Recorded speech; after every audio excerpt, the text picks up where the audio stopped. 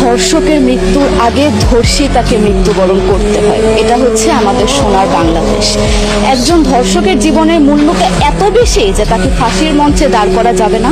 আমরা বাংলাদেশে কয়জন ধর্ষকের নাম জানি যাকে কঠোর থেকে কঠোরতম শাস্তি দেওয়া হয়েছে, যাকে ফাঁসির মঞ্চে দাঁড় করা হয়েছে? আমরা কি আদৌ কেউ জানি? জানি না। অথচ আমরা কতগুলো যারা যারা ধর্ষিত হয়েছে তাদের নাম জানি। অনেক বড় এই লিস্ট, আসলে অনেক বড়, বলে শেষ করা যাবে না। কুমিল্লার তনু, মাগুরার আসিয়া, 2 দিন আগেও কিশোরগঞ্জে 8ম শ্রেণীর একটি ছাত্রীকে বাসা থেকে তুলে নিয়ে ধর্ষণ করা হচ্ছে।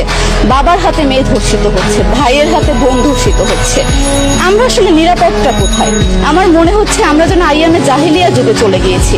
মাঝে মধ্যে মনে হয় এর থেকেও খারাপ সময় আছি আমরা, কারণ ওই যুগে মেয়েরা অ্যাটলিস্ট সম্মান নিয়ে মৃত্যুবরণ করতে পারতো। জন্মের পরপর জ্যান্ত মাটিতে পুঁতে দেওয়া হতো, আর আমাদের ধর্ষণ করে নির্মমভাবে তারপর মৃত্যুবরণ করতে হচ্ছে।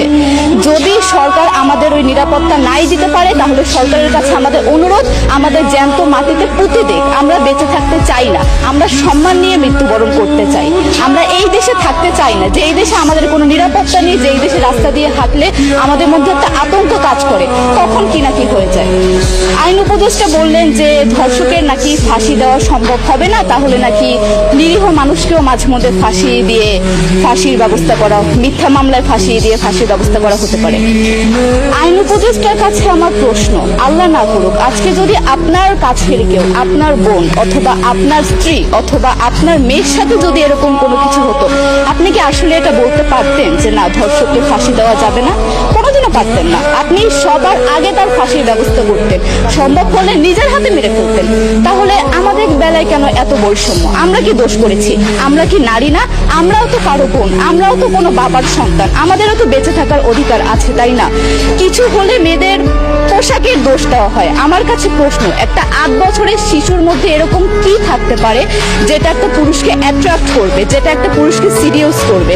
সেরকম হলে আসলে ধর্ষণ করা হতো সবসময় প্রাপ্তবয়স্ক মহিলাকে। কিন্তু আমরা আসলে পরিসংখ্যান গবেষণা করলে দেখতে পারি যে ধর্ষক সবচেয়ে বেশি করা হচ্ছে শিশুদেরকে, কিশোরীদের সবচেয়ে বেশি ধর্ষণ করা হচ্ছে।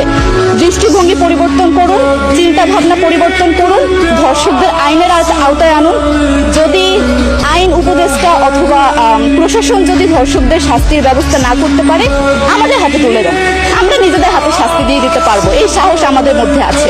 বেঁচে থাকার জন্য আমাদের যতটা কঠিন হতে হবে, আমরা কঠিন হওয়ার জন্য প্রস্তুত আছি। আমরা ফাঁসি চাই, ধর্ষকদের কঠোর থেকে কঠোরতম শাস্তি চাই। যতদিন না পর্যন্ত ফাঁসি দেওয়া হবে, যতদিন না পর্যন্ত ধর্ষকদের শাস্তির ব্যবস্থা করা হবে, আমরা আমাদের আন্দোলন অব্যাহত